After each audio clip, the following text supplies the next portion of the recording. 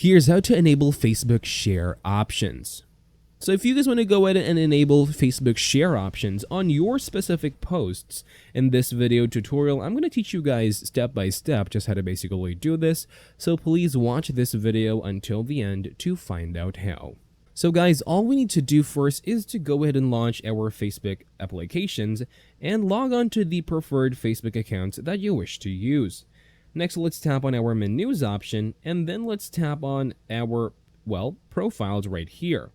As you see, as soon as you post something, and you can see the share option over here, but in other posts, there will be a share option. That is because you might have your audience set to a specific audience only. So, as a reminder, once we tap on what's on your mind to create a new post, we need to set the audience, as you see right here on the first drop-down option, to public, friends, or either of the two to have that share option.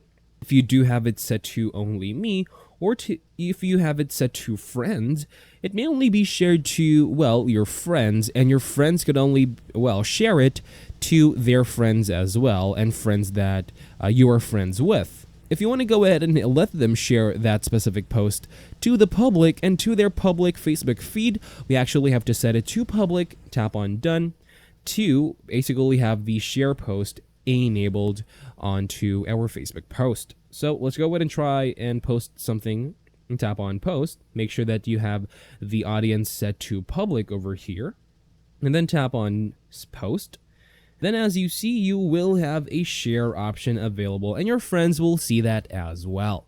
Now that's all for this video, guys. Thank you guys for watching. Please like this video and subscribe as well if you guys learned something, and take care.